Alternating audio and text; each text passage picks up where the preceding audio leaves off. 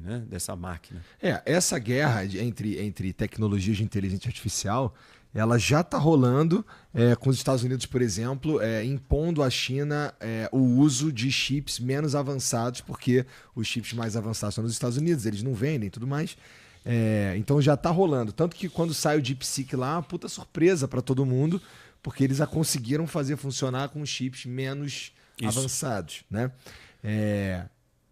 Então já está rolando. Os caras já sacaram que existe uma vantagem em sair na frente no desenvolvimento da inteligência artificial. E aí, com aquilo que você falou lá no começo, que é a chegada do interesse econômico no desenvolvimento, a gente acaba caminhando cada vez mais rápido para tentar lucrar, para tentar tirar dinheiro. Isso, como é que consegue isso? Desenvolvendo mais e mais e mais.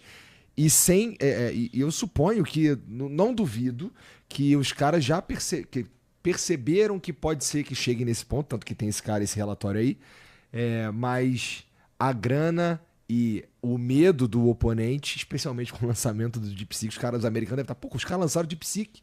Então a gente tem que continuar desenvolvendo, continuar andando. Isso. O cenário, ele nos conduz para isso, porque a rivalidade, ela é muito clara.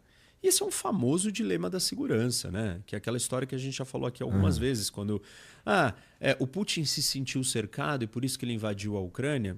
Tá bom, que seja. Vamos aceitar que ele se sentiu cercado. Legítimo. E a Ucrânia? Não tem o direito de se sentir ameaçada e cercada e ela não quer se juntar à OTAN exatamente porque ela já foi invadida múltiplas vezes ao longo da história e dominada pela Rússia? Também. Por isso que é um dilema da segurança. A sua insegurança me leva à minha insegurança. E a insegurança mútua dos dois faz com que a gente caminhe para um lugar de choque inevitável. Porque não é que eu estou fazendo isso porque eu quero te atacar. Eu estou fazendo isso porque eu quero me defender.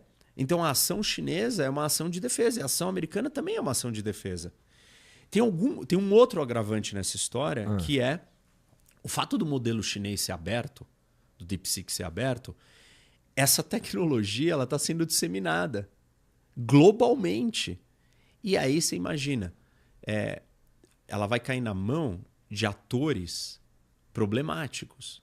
Por exemplo, uma organização terrorista que vai pegar e vai usar isso para construir um super ataque cibernético. Ou ela vai construir isso para uma arma química. E vai usar a inteligência artificial para ajudar ela a desenhar essa arma química. Então, você tem outros incentivos ou outras maneiras de como a competição que está ocorrendo para fazer os Estados Unidos não parar. Porque ele fala, bom, a única maneira de eu conter esses outros atores, né, estranhos, párias aí do mundo, é eu ter uma máquina mais poderosa que vai conseguir me proteger de uma Al-Qaeda da vida, de um Estado Islâmico, de sei lá o quê, de um Hezbollah que tem uma inteligência artificial que ele pegou da China porque é livre e aberta para o mundo inteiro. Ou seja, já é perigoso agora. Isso. E não é perigoso numa coisa cataclísmica, mas ela potencializa e aumenta a postura de eu não poder ficar para trás. Porque o modelo que a China escolheu é um modelo livre. Todo mundo vai pegar aquilo e fazer o que quiser. Entende? E se continuar sendo aberto, vai continuar sendo distribuído para todo mundo. E isso é uma estratégia de criação de caos também. Entendi. Que vai disseminando essa ferramenta para qualquer um. E não fica uma ferramenta só das grandes potências. Mais um motivo para os Estados Unidos falar, não, é preciso ter isso primeiro. Então, é bem... Assustador. Assustador. Eu estava te falando antes de começar também, que conversando com o Miguel Nicoleles, ele acha, a opinião dele é que isso não vai, é muito difícil disso acontecer, porque a inteligência artificial, ela não é, pelo menos isso que a gente tem agora, ela não é exatamente inteligente. Ela tem os dados e ela combina coisas para te entregar uma resposta. Isso não quer dizer que ela está pensando. Isso. Quer dizer hoje ela não está pensando. Mas o que todo mundo diz, né, dessa área é que o processo de evolução dela combinar dados e prever o que você quer como resposta, organizar a resposta que você está esperando e não entender exatamente qual é a resposta, é ela começar a pensar. Esse é o processo de aprendizado, de machine learning, numa escala muito maior, com capacidades computacionais muito maiores. E a gente alimentando com os nossos próprios dados Com todo dados, dia, sem parar. Isso, exatamente. Então, é um processo de evolução da máquina. Senão, como que a gente chegou nessa máquina que faz isso, só de prever? Ah, prever não é pensar. Tá bom, mas nós chegamos numa máquina que ela é uma máquina que prevê as coisas. Do mesmo jeito que quando a gente criou o computador, nós criamos uma capacidade de computar, né, matemática, de usar a matemática para outras coisas. Então, por exemplo, o transbordo dessa capacidade criou uma série de coisas que a gente não esperava.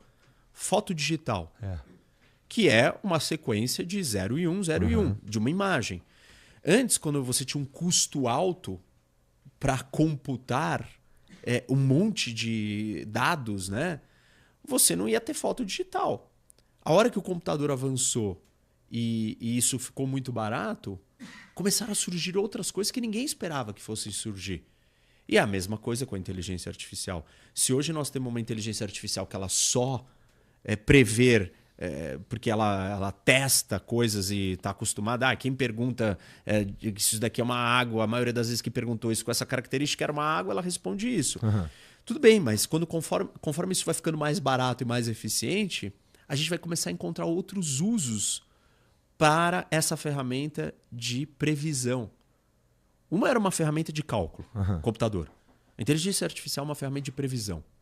Prever o que vai acontecer hoje. Quando você colocar previsão em coisas que nunca foram colocadas, você altera totalmente. Vou te dar um exemplo prático no mundo dos negócios. O modelo de negócio da Amazon é o quê? Você vai lá, entra no site, compra e ele te entrega. Ele só te entrega o que você compra. Se você tiver um custo de previsão muito baixo, o modelo de negócio da Amazon vai mudar. A Amazon não vai esperar você entrar no site. Ela vai mandar para sua casa o que você gostaria de ter. Só que como o modelo é tão barato e a previsão dele é tão efetiva, poucas coisas vão voltar. Você vai ficar com a maioria das coisas que comprou. Hoje não é tão bom, ele só te sugere coisas ali. Só que se ficar muito bom, você altera a forma como o negócio funciona. Aí a Amazon vai ter que estar muito mais preocupada em como recolher aquilo que foi rejeitado. Só que vai valer a pena recolher, porque é uma parcela pequena de tudo que ela já vai distribuir para todo mundo e todo mundo vai aceitar. Porque a máquina, a inteligência artificial, foi capaz de prever o que você ia fazer, o que você ia querer comprar. E ela já te mandou.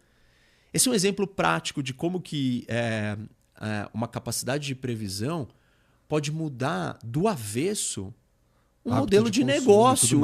Qualquer coisa. Então você imagina que tá bom que ela não é uma inteligência hoje, mas a gente não tem como imaginar, né, os desdobramentos dessa